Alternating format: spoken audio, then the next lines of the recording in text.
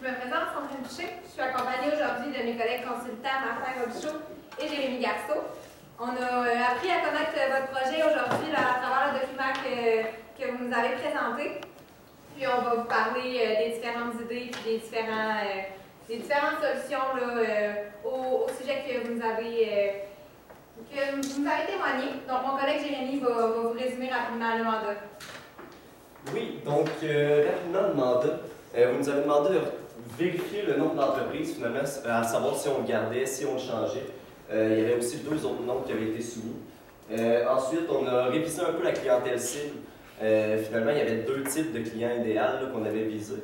On a un petit peu modifié ça. Ensuite, on a établi un échéancier de la mise en marché des supports et des accessoires. Puis, finalement, on a adapté une stratégie là, qui répond à tous ces mandats-là. Donc, ce qu'on a remarqué, puisqu'il nous a marqué finalement là, de votre entreprise, on en a fait un court résumé parce que vous connaissez, c'est votre projet, c'est votre idée, vous la connaissez très bien, donc ce serait inutile là, pour vous de vous faire répéter tout ce que vous savez déjà. Ce qu'on voit principalement comme force, comme opportunité, c'est une solution innovante. Évidemment, ça n'a jamais été vu dans le domaine là, des supports pour le toit, le prototype là, que vous proposez. Également, c'est la possibilité d'avoir la mention fait au Canada qui vient toucher certains consommateurs de savoir que c'était local. Ensuite, la garantie à vie limitée, qui est, comme vous l'avez mentionné, un standard dans l'industrie, puis qui vient là, sonner une cloche comme quoi c'est pas n'importe quoi ce qu'on achète ou dans quoi on investit. À l'opposé, certaines faiblesses ou menaces qui peuvent toutefois être utilisées à notre avantage, là, on va vous en parler plus tard. C'est évidemment la concurrence qui est solidement installée, ça reste une industrie qui est quand même beaucoup développée avec des grosses entreprises, des gros concurrents. C'est un prix qui est plus élevé, mais ça s'équivaut en fait là, à un prototype qui est haut de gamme, donc c'est quelque chose là, qui est justifiable. Puis également, là, un début de projet comme ça, c'est des ressources financières limitées, donc un besoin de financement là, avec des méthodes à prévoir. Mais ce qu'on retient surtout, c'est que c'est un projet, c'est une entreprise, une possibilité qui va répondre à un problème qui touche 60,6% des utilisateurs de support pour toi, qui trouvent que c'est quelque chose qui n'est pas assez pratique, pas accessible donc sur notre toit. C'est de répondre à ce problème-là qui ne s'est pas fait encore. Il n'y aura aucune réponse à date. Donc, c'est ça qu'on a retenu, puis c'est ça avec quoi on va travailler aujourd'hui. Et puis, pour le nom, vous recherchez un nom qui répondait à votre mission. On y a pensé fortement, mais on s'est dit qu'avec Sky Safe, ça va répondre à l'entièreté de votre mission. Sky pourrait représenter l'aventure qui pourrait répondre à un segment de marché. Et puis, Safe sera pourrait faire ressentir un sentiment de sécurité envers la clientèle cible que le produit irait chercher. Donc, on s'est dit aussi que SkySafe pourrait répondre à l'entièreté de la demande de la mission et de la clientèle cible. Maintenant, pour ce qui est de la clientèle cible, vous avez soulevé là, certains questionnements, à savoir si c'était suffisant d'avoir les 2 personnes, qu'on résume. Donc, Sophie, 38 ans, qu'on a illustré comme étant une mère de famille, une professionnelle, qui a besoin d'avoir ces choses à portée de la main dans son quotidien. Puis finalement, également, René, un jeune retraité de 62 ans, qui veut profiter là, de la vie après avoir travaillé si fort. Mais nous, ce qu'on a pensé, quelqu'un d'autre qu'il faudra aller cibler, ce serait les jeunes diplômés qui débutent leur carrière. Donc, évidemment, ils commencent à avoir un salaire plus stable, une plus grande liberté financière, mais ils n'ont pas encore les mêmes obligations que, par exemple, la mère de famille. Souvent, ils n'ont pas d'enfants. Donc, ils ont les moyens d'acheter des produits plus dispendieux puisqu'ils ont moins d'obligations. On croit que ce serait important, là, ça peut être aussi également les amateurs de sport. Souvent, on a plus de temps libre, moins d'obligations. Ces personnes-là ont le temps d'aller faire, par exemple, du ski. Ça se peut qu'ils soient plus poussés dans leur discipline.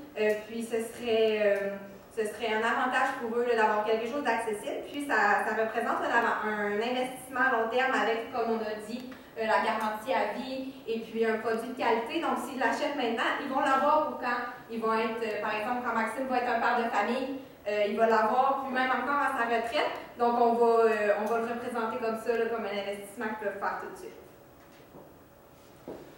Donc, j'en viens à me demander pourquoi les envoyer ailleurs. Vous nous aviez parlé dans les mandats, finalement, vous nous avez parlé de l'entreprise Tool. En fait, ça se trouve être une entreprise qui ont présentement 49% du marché en matière de support pour toit de véhicules. Donc, finalement, si on est venu à penser, c'est 49%, ils ont 49% du marché, mais on sentait que 60% des gens sont insatisfaits.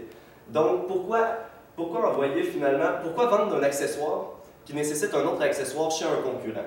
Donc, on en est venu à faire un ensemble de base qui se trouve être le support pour le toit à 675$ plus 225$ pour un accessoire de base. En fait, ça s'explique simplement par le fait que de cette façon-là, ils n'auront pas besoin d'aller acheter l'accessoire chez Tool. Comme ça, on va réussir à acquérir une certaine fidélisation de nos clients. En parlant avec leurs amis, ils vont être capables de dire finalement que c'est SkySafe qui leur a vendu et pas Tool et SkySafe. On va réussir à avoir une plus grande visibilité. Puis, encore là, ça va nous permettre de mieux personnaliser, je dirais, le service qu'on va offrir aux clients. En voyant finalement de quoi ils ont besoin, on va avoir un contact plus humain, surtout avec eux. On va être capable de parler avec eux, savoir de quel accessoire qu'ils auraient besoin pour finalement plus tard lancer une plus grande gamme d'accessoires qui permettraient de mieux stocker les bagages de ski, les bagages de pêche, les bagages de chasse, etc. Si je peux me permettre de clarifier, en fait, là, nous, ce qu'on a compris quand on a lu le document, c'est que ce qui était vendu préalablement, c'était seulement le support, donc ce qu'on installe sur l'auto. Puis ce que vous demandiez, c'est à savoir si vous aviez commencé à vendre tout de suite ce qui était comme la coquille pour contenir les bagages. Donc, c'est ça, c'est de cette façon-là qu'on a pris la décision de vendre, donc tout de suite, de mettre en marché une coquille pour contenir les bagages. C'est ce qu'on veut dire par accessoire, là, pour être certain qu'on est sur la même longueur d'onde et qu'on se comprend bien avec ça. Donc, pour ce qui est justement de la stratégie de mise en marché du produit avec la façon, donc le support et la première coquille qui est tout usage de base qui va répondre aux trois types de clientèle sans pour autant être spécialisé. C'est un produit qu'on va présenter comme étant évidemment haut de gamme. Ça va faciliter l'usage quotidien de support sur le toit, donc avec le mécanisme qui va être beaucoup plus accessible. C'est l'avantage concurrentiel premier. C'est ce qu'on met de l'avant dans la vente du produit et la garantie à vie encore une fois. Pour ce qui est du prix, vous avez parlé d'environ 675$ plus l'accessoire de base que nous avons prévu. Ce prix-là, c'est justifié par tous les avantages que ça va amener. En fait, là, la clientèle a les moyens de s'acheter ce produit-là. On ne l'a pas ciblé pour rien. C'est un produit haut de gamme qu'elle va aller chercher. Donc, c'est pas un rabais de 50% ou un 2 pour 1 qui va les motiver, autant que les avantages que ça va leur amener. On leur vend de la simplicité, on leur vend un investissement. C'est comme ça qu'il faut qu'ils le perçoivent, puis c'est comme ça qu'on voulait axer là, tout notre plan de communication, puis la stratégie de mise en marché. Donc, c'est certain là, qu'on va avoir recours au sociofinancement. Ça pourrait être intéressant d'offrir un certain rabais ou un certain avantage pour démontrer notre reconnaissance aux gens qui vont investir dans le projet. Et puis, encore une fois, là, on voudrait que le service à la clientèle soit, tout comme le produit haut de gamme, que le client se sente important. Et puis, en achetant un produit haut de gamme, qu'il ait accès à une installation, puis que les gens qui vont lui vendre s'occupent vraiment de faire un suivi avec lui. Encore une fois, pour justifier le prix qui est un peu supérieur, oui, à celui du marché. Sauf que tout ça, c'est des choses qui sont justifiables. Et puis, nos clients cibles sont capables de percevoir ça à notre avis. Et puis, pour la distribution, le concessionnaire automobile serait une excellente option pour atteindre une grande quantité de clients. Et puis aussi, pour les détaillants spécialisés, tout ce qui est magasin spécialisé de pièces automobiles, tout ce qui est aussi, vous avez parlé aussi de mettre sur le web, et on voudrait vous proposer un service de clavardage en ligne pour répondre à toutes les questions des clients pour qu'ils aient un sentiment de sécurité, pour développer notre fiabilité. Et puis, pour la distribution, ça serait important que ces trois types de compagnies pourraient être intéressants à distribuer notre réseau. Donc finalement, on en vient au plan de communication. On a compris là, que ce qui est important, c'est le contact humain, un service directement avec le consommateur. Voilà pourquoi justement qu'on ne fait pas affaire avec l'autre entreprise, tout. Donc finalement, c'est ça ce qu'on va faire, c'est qu'on va offrir le service 24/24 de clavardage en ligne. Comme ça, le client va être capable de justement bien se faire conseiller, d'être un peu guidé dans ses recherches. Là, souvent, quand on arrive sur un site qui est nouveau, le site est soit un peu mal programmé ou dans ses débuts, donc ça va aider à ce niveau-là. Ensuite, ce qu'on pensait faire, on a vu dans l'échéancier que la validation des idées semblait très importante pour vous. Puis c'est tout à fait normal, en fait, dans le lancement d'un nouveau produit. Donc, ce qu'on pensait faire, c'est sonder la clientèle après le premier lancement, à savoir quel produit ou quel accessoire à rajouter au support serait intéressant pour eux. Finalement, de cette façon-là, on va être capable de caractériser un peu nos clients selon leur activité, selon leurs intérêts. Puis ensuite, le service après-vente, finalement, c'est un inévitable. Il va être certain qu'on va avoir besoin de rappeler nos clients, de s'informer sur comment ils trouvent le produit, s'il est facile d'accès, être capable de faire un suivi avec eux là, afin de voir s'ils sont vraiment satisfaits. Encore là, ça va être une bonne manière de vérifier finalement l'idée après le lancement, le premier lancement. Oui, donc la campagne marketing. En fait, c'est ça, on a réussi à cibler les trois types de clientèle. Ce qui va être important maintenant, ça va être de créer du contenu marketing, soit de la publicité sur le web, la radio et la télé, qui va être capable d'interpeller chaque parcelle de la clientèle finalement. Pour la clientèle un petit peu plus âgée, on va faire un appel très puissant au sentiment de sécurité que le produit apporte, autant au niveau des blessures que de la fiabilité du produit. Pour les clients un petit peu plus jeunes, on va faire appel à l'aventure, tout ça en montrant finalement là, des activités au quotidien, l'utilisation du support au quotidien. Ça va être ça pour la segmentation. Puis ensuite, ce qui est important, c'est qu'on ne vend pas un rêve, on vend une réponse à un réel problème. Souvent, ce qu'on voit dans la publicité, justement, c'est de la vente de rêve, finalement, des produits qu'on se demande après, est-ce qu'on en avait vraiment besoin?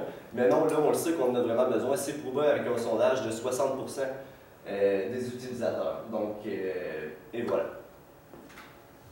Et puis maintenant, parlons argent. On a vu que vous aviez dans votre calendrier 4 activités qui pourraient rapporter des investissements, qui pourraient rapporter de l'argent. Mais on s'est dit qu'il y avait comme un trou entre l'année 2017 et l'année 2018. Donc, on pourrait devancer l'activité de kickstarting, de financement un petit peu plus avant, ce qui nous pourrait rapporter à environ 75 000 $. Puis, pour le kit de base, on s'est dit que le kit de base pourrait coûter environ 225 $ de plus. Donc, avec un kit de base comme ça, nous allons faire environ, en estimation, 30% de profit. Puis avec le 30% de profit, on pense atteindre le seuil de rentabilité d'ici les 8 prochains mois. Et puis avec les 8 prochains mois, ça va devancer vos attentes qui étaient de faire des revenus d'ici la première année. Puis environ, si on fait 2 ventes par jour, environ, on dit ça comme ça, on pourrait atteindre le 100% de profit avec les ventes que ça pourrait être réalisé. Puis, comme ça, si on devance l'activité de financement, ça va augmenter les ventes, ça va aussi permettre de développer des nouveaux accessoires. Puis avec cette nouvelle, avec ce fait-là, ça va permettre aussi de mieux répondre à la demande des clients. Avec cette demande de clients-là, ça va augmenter le service à la clientèle, puis ça va permettre de trouver un meilleur moyen de simplifier la vie des gens qui pourraient répondre à notre mission d'entreprise. Puis ça pourrait être important aussi d'atteindre un retour sur investissement. Puis qu'est-ce qu'ils pourraient faire va être important aussi là, de devancer l'activité de financement en 2018. Donc, ce que vous nous avez présenté aujourd'hui, ce sur quoi nous avons travaillé, c'était 4 mandats qui étaient précis, qui étaient clairs. Donc, le nom d'entreprise, comme on vous a dit, c'est pas un nom qui a été choisi pour rien.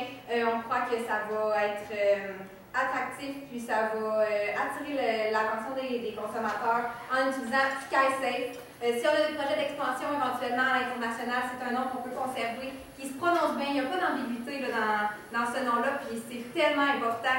Vous le savez comme nous, vous êtes dans le domaine des affaires, c'est quelque chose qui est la base là, pour une entreprise. Donc, en choisissant SkySafe, on est confiant que les clients là, vont bien comprendre, vont bien être capables de le dire, puis ça nous freine pas, ou il n'y a pas de risque en fait là, que ça empêche l'expansion à l'international parce que c'est un terme là, qui s'utilise très bien partout. Ensuite, pour la clientèle cible, on a conservé les 2 clients qui avaient été présentés d'avance, que vous connaissez très bien. Puis on en a greffé un 3e, là, notre ami Maxime de 28 ans, qui est dans une période de nouvelle prospérité économique, qui choisit où placer son argent. Donc si on va bien chercher en lui expliquant pourquoi il devrait investir tout de suite pour un support pour son toit qui va pouvoir le suivre toute sa vie, on croit que c'est une clientèle qui est très intéressante, qui va ensuite être attirée par ensuite un support, par exemple, si c'est un amateur de ski ou un amateur de kayak, le support plus personnalisé qui va être développé dans les années à venir, c'est certain que ça va être un consommateur qui va être intéressé pour ça, puis qu'on va être capable d'aller chercher. Autant quand il va commencer à avoir des enfants, ça va être un autre type de produit. Donc, c'est très important là, de les cibler maintenant pour ensuite développer un lien de confiance et de fiabilité dans les années à venir. Maintenant, pour l'échéancier de la mise en marché, on vous a expliqué là, la façon qu'on avait saisi ce que vous vouliez dire. Donc, nous, ce qu'on croit qui serait important, c'est de proposer à la fois un support installé sur le véhicule, mais également une coquille pour transporter les bagages qui est de base, qui est tout usage. Donc, les clients vont avoir l'impression d'un service plus clé en main. N'auront pas besoin d'aller faire différents magasins pour ensuite ainsi s'installer sur le support.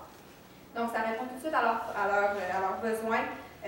C'est le concept de simplicité que vous avez évoqué dans le document, auquel on croit que c'est la meilleure façon de présenter ça, en fait. Là. Donc, on met en marché à la fois le support et la coquille pour ensuite donc, avoir des plus grandes retombées économiques. C'est certain que c'est un investissement plus important à la base, comme mon collègue vous a expliqué, mais par la suite, ces ventes-là qu'on va chercher tout de suite en évitant d'envoyer les clients chez les concurrents, ça fait un retour, puis on peut ensuite investir, puis développer des produits plus personnalisés qui vont répondre à la clientèle, là, tout à fait.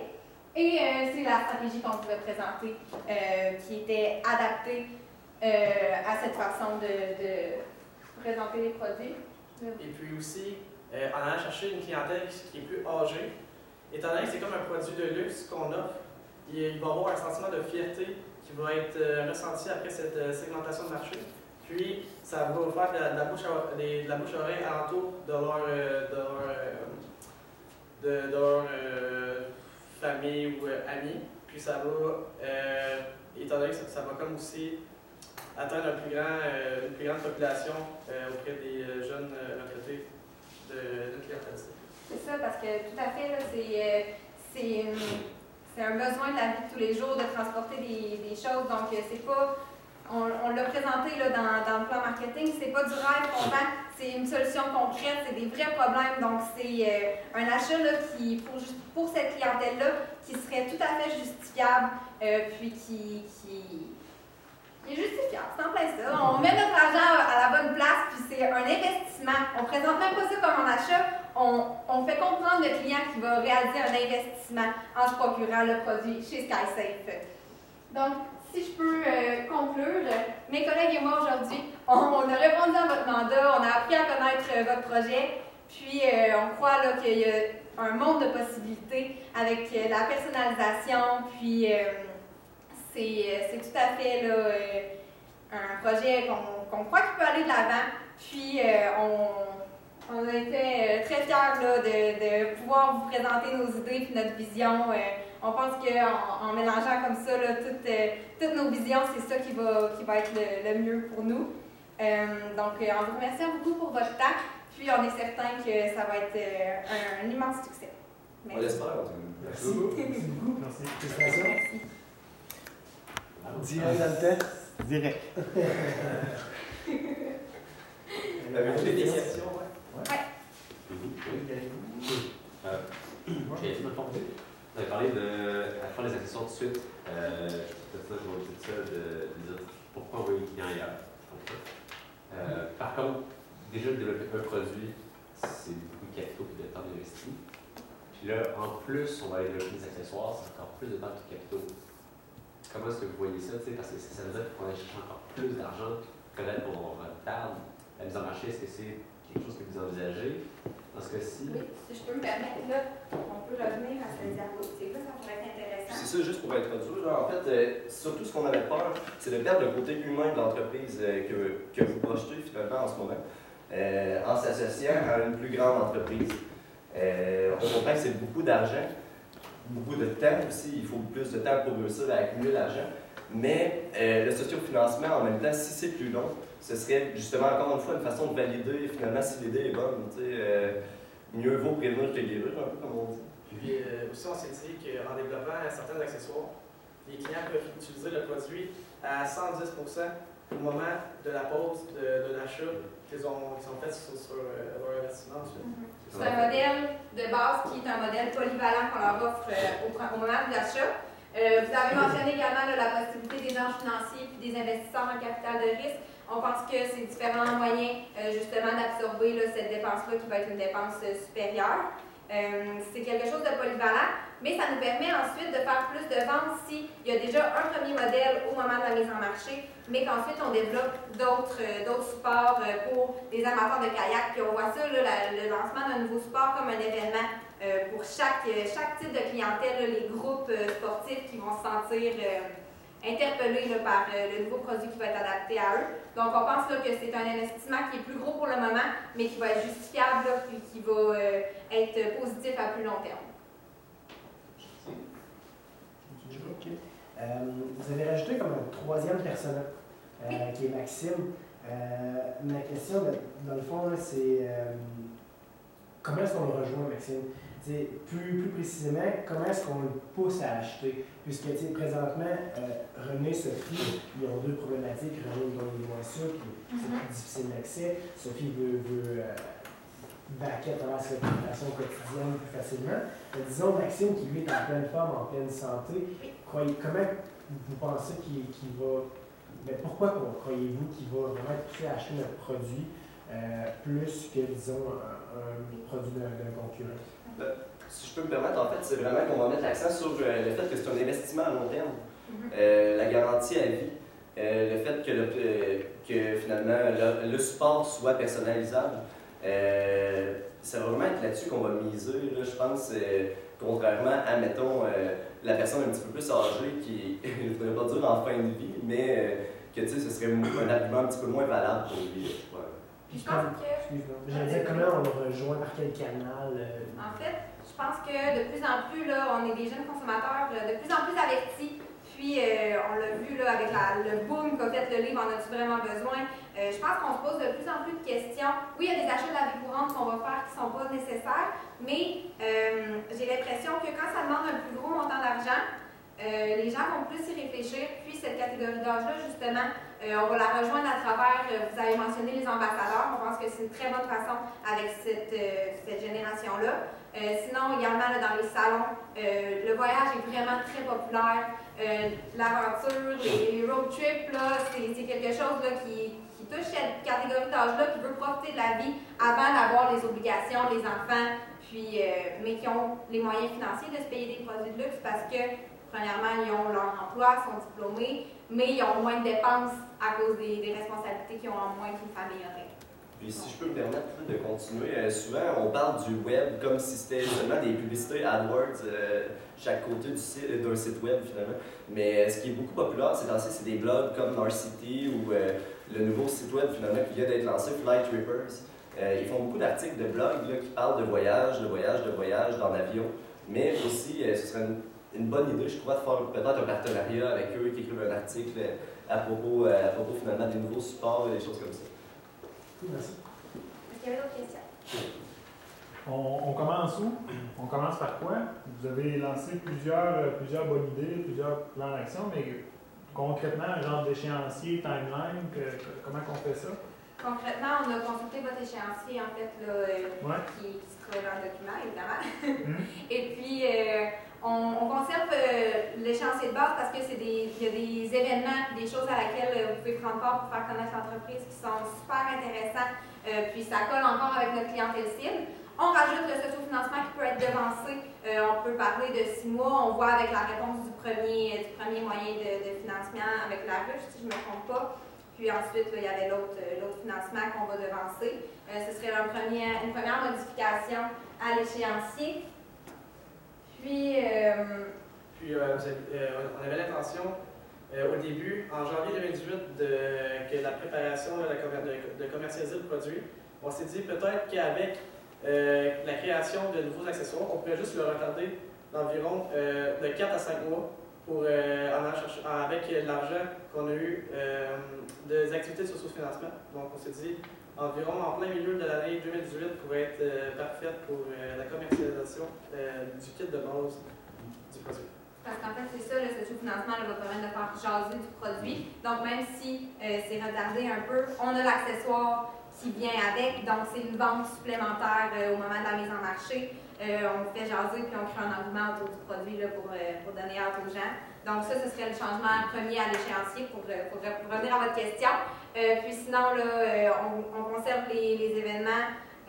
On pourrait rajouter justement un partenariat, comme mon collègue disait, pour aller chercher encore plus la plus jeune clientèle. Donc, ce serait des choses là, à rajouter avec les blogs, puis voir les possibilités qui s'offrent à nous avec ça. Mais sinon, je pense que l'échéancier est adapté. Il va y avoir le lancement des accessoires plus personnalisés qui vont être à voir sur les années à venir, selon la demande et la réponse de la clientèle. La période de questions est terminée.